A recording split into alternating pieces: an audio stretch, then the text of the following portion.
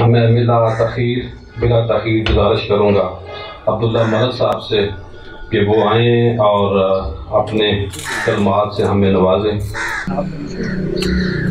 بسم اللہ الرحمن الرحیم۔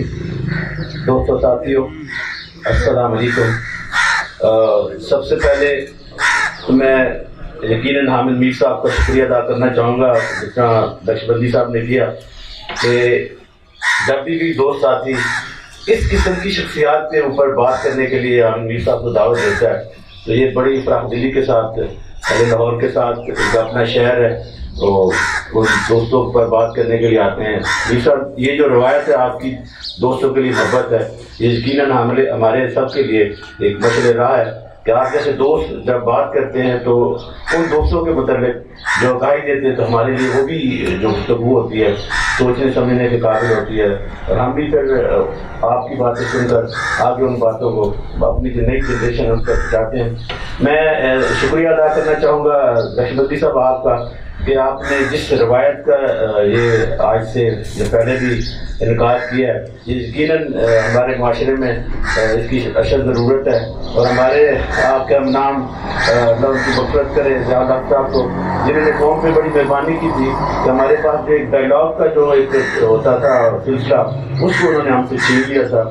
تو اس وقت سے جب سے انہوں نے ہم سے چھینا ہے، ہم اپنی سوسائٹی میں ایک گھٹن سا فیل کرتے ہیں، لیکن آپ جیسے دوست جب اس قسم کے چیزوں کا بات کرتے ہیں تو یقیناً ایک تازہ ہوا کا تجربہ ہوتا ہے۔ میں دو چیزیں ضرور کہنا چاہوں گا۔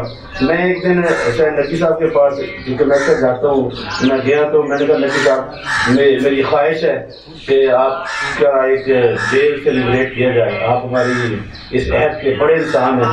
انہوں نے اس سے زیادہ اچھی بات کی، ان کا بات سنو، آئی رحمان صاحب کے ہوتے ہوئے اگر آپ ان کو پہلے کر لیں تو میں نے بڑی اچھی بات ہے سر، آپ اور ہم ایک لسٹ بنا لیتے ہیں۔ تو ان کا نہیں، پہلے نا آپ جا کے آئی رحمان صاحب سے نا ٹائم لے دو، آپ خود بات کرو۔ میں آئی رحمان صاحب کے پاس گیا، میں نے کہا سر آپ کو پتہ ہے کہ آئی رحمان صاحب ان چیزوں سے دور بھاگتے تھے کہ ان کو کوئی وی آئی پی پروٹوکول دیا جائے، یا اپنے اس ایج میں بھی جب اس کو ہم کہتے تھے کہ ہاتھ پکڑ کر تو وہ مائنڈ کرتے تھے۔ تو کہا یار کن چیزوں میں پڑ گئے، چھوڑو اس بات کو۔ میں نے صرف کیا تھا اچھا کورونا کے دن ہے تو آپ بھی جانتے ہیں، میں بھی جانتا ہوں کہ اس دور میں جب کورونا کی ویو چلی تو ہم سے وہ جدا ہو گئے، تو میں ان کا وہ ایک حسرت ہے کہ شاید ہم ان کی باتیں سنتے، کیونکہ ہم نے ان کے ساتھ کافی ملکوں میں ٹریول کیا اور جو گفتگو وہ سفر میں کرتے تھے وہ یقیناً بڑی اہم ہوتی ہے۔ دوسرا ہمارے دوست سید نور صاحب، ان کی بیگم تھی، ہم رفت صاحب گھر بیٹھے تھے تو میں نے کہا کہ اب آپ نا کلام کر لیں، تو مجھے نہیں معلوم تھا کہ وہ کیسٹ سے سفر کر رہے ہیں، تو وہ کہنے لگی کہ اچھا رکھ لیں گے، تو میں نے کہا دیدی کی کوئی بھروسہ نہیں ہوتا۔ پھر وہ آئی بھی بات ہوگی چلی گئی، مجھے آمنا صاحب کہنے لگی تمہیں پتا ہے عبداللہ تم نے کیا کہہ دیا، ان کو کینسر ہے۔ میں نے کہا مجھے تو نہیں معلوم تھا، میں نے تو ویسے محبت میں کہا کہ آپ کا پروگرام رکھنا ہے۔ تو چند دنوں بعد وہ بھی زندگی اللہ کو جاری ہو گئی، تو یہ ہماری حسرت رہ جاتی ہے کہ ہم جو بڑے لوگ ہیں ان کو سنیں، اور ہمارے زمانے میں اب بڑے لوگ وہ رہے نہیں ہیں، ہم نے بڑوں کی جو تعریف ہے وہ ہم نے بدل دی ہے۔ ہم جو سمجھتے ہیں کوئی شاید کوئی بڑے اچھے کپڑے پہننے سے بڑا ہو جاتا ہے یا کوئی بڑی گاڑی میں آنے سے بڑا ہو جاتا ہے، نہیں، بڑے اور لوگ ہوتے ہیں۔ جس طرح انور قدوائی صاحب کی ہم بات کر رہے ہیں، ہم خوش قسمت ہیں۔ جب ہم اسٹوڈنٹ تھے تو جنگ ظاہر زمانے کا مقبول ترین اخبار تھا، اس میں بڑے لکھنے والے بڑے مشہور شخصیات ہوتی تھی جو ہمیں بھی جہاں تصویر رکھتے ہیں، تو ہم انور قدوائی صاحب کے کالم پڑھا کرتے تھے اور ان سے آگاہی حاصل کیا گیا۔ تب میں سرگودا گورنمنٹ کالج میں اسٹوڈنٹ تھا۔ پھر ظاہر ہے جیسے ہم جیسے کہتے ہیں اعلیٰ تعلیم کے لیے اگلے مراحل کے لیے، چونکہ وہاں لاء کالج نہیں تھا تو میں لاہور آ گیا۔ پھر ہم کئی محفلوں میں ہم ایکٹیوسٹ ہیں، ہیومن رائٹر کام کرتے ہیں، ملاقات ہوا کرتی تھی۔ ہر شخص کے کئی پہلو ہوتے ہیں، ایک اس کا پروفیشن کے حساب سے اور ایک اس کا اپنی ذاتی جو اس کا کلچر ہوتا ہے، رکھ رکھاؤ ہوتا ہے، تہذیب ہوتی ہے، انسانیت ہوتی ہے۔ ہم ہیومن رائٹس والے ہم وہ پہلو دیکھتے تھے کہ ان کا یہ پہلو کیسے ہے۔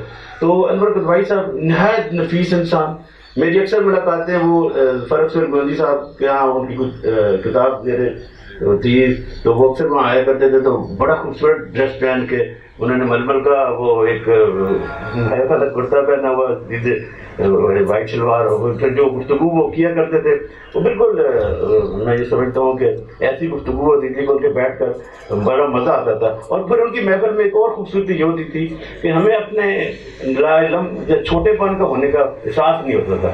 وہ اس طرح وہ محفل میں بات کیا کرتے تھے.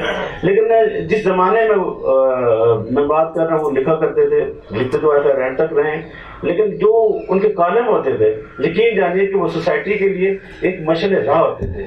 وہ کوئی چیزوں کو پرسیکیوٹ نہیں کیا کرتا. جیسے ہم اب ہمارا ایک معذرت سا کلچر بدل گیا، ہم پرسیکیوٹ کرتے ہیں، ہم اپنی چیزوں میں کہنے میں لکھنے میں اگلے کو مرد الزام ٹھہراتے ہیں، بلکہ نہ صرف اس کی سزا کی حد تک جاتے ہیں.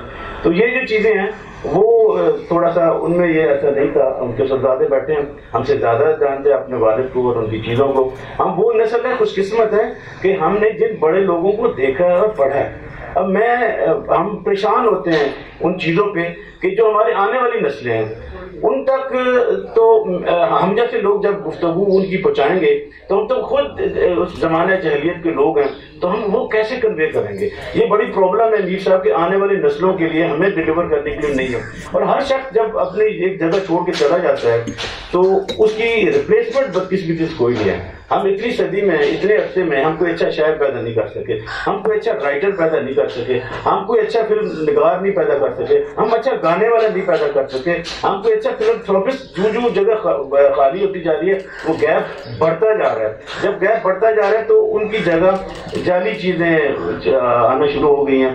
تو ان چیزوں کو روکنے کے لیے میرے خیال یہ جو بیریئرز ہیں جس کا انکار آج حافظ صاحب نے کیا ہے، میں یہ سمجھتا ہوں کہ ان چیزوں کو رواں رکھنا بڑا ضروری ہے. اور ہم اپنے دوستوں سے جن کو دنیا جانتی ہے، جو ہمارے لیے لیجنڈ ہیں، ان کے ساتھ ہمیں کھڑے بھی ہونا چاہیے. وہ کہتے ہیں کہ لڑو، کن کے لڑو، لکھو، بولو. اگر یہ نہیں کر سکتے تو جو لوگ آپ کے لیے لڑ رہے ہیں، لکھ رہے ہیں، بول رہے ہیں، ان کا ساتھ دو. لیکن یہ نہ کرو کہ آپ بھی ان لوگوں کی صفوں میں کھڑے ہو جائیں جو ان پہ تنقید کرتے ہیں. تو میرا خیال ہے کہ ہمارے جیسے دوست یہاں بیٹھے ہیں سبھی ہمارے قابل احترام ہیں، جو لکھتے ہیں، بولتے ہیں، ہمیں ان کا ساتھ دینا چاہیے کہ تاکہ جو معاشرے میں ایک جو گھٹن کی فضا ہے نا، جو ایک ڈائلاگ کا سلسلہ ختم ہونا چاہیے. بڑی بدقسمتی کی بات یہ ہے کہ میں گیا یونیورسٹی، پنجاب یونیورسٹی میں کشمیر پہ بات کرنی تھی. ایم فل کے اسٹوڈنٹ تھے، شعبہ بھی ایسا تھا ساؤتھ ایشین اسٹڈیز سینٹر. تو میں نے ان سے کچھ چیزیں پوچھی تو میں حیران رہ گیا کہ ہمارے بچوں کو بلیو کریں چیزوں کا معلوم نہیں تھا. تو میں نے پھر اپنی تو خیر لازمی کا رونا ہی تھا، لیکن جو ان کے پاس میں نے 40 بچے تھے، 40 سے پوچھا کسی نے کتاب پڑھی، کوئی کتابیں ادب سے پڑھتا ہو تو 6 بچوں نے کہا کہ ہم پڑھتے ہیں، 34 نے کہا کہ کوئی کسی کو کتاب نہیں پڑھی. اور جن کو کشمیر سے تک معلوم ہی نہیں تھا. یہ ہے ہماری آنے والی نسلوں کا. تو میں آپ کو اپریشیٹ کرنا چاہوں گا کہ آپ نے ایک اچھا سلسلہ شروع کیا ہے. ہم یہ تعداد پہ نہ جائیے گا، کوالٹی والے لوگ ہمیشہ ہی کم ہوتے ہیں. آج کا زمانہ وہ نہیں ہے کہ بڑے بڑے جلسے اور چیزیں پہنچتی ہیں. ہم یہ سب سے ریکویسٹ کریں گے کہ پابندی ہے بولنے اور لکھنے پہ، لیکن کہیں اور ذرائع سے یہ آپ کی اس کاوشوں کو ضرور اپنی قلم پر اثر بنائیں گے. تو ہم ان کے لیے مغفرت کرتے ہیں. اللہ تعالیٰ ہم کو جوار رحمت میں جگہ عطا فرمائے. اور جس قسم کے وہ انسان تھے، ہم سبھی کو کوشش کریں گے کہ ہم کسی نہ کسی حوالے سے ان کی قلم سے جو لکھے ہوئے خوبصورت الفاظ ہیں ان کا پاس رکھ سکیں، اور اللہ ان کی خدمت کو مغفرت کرے.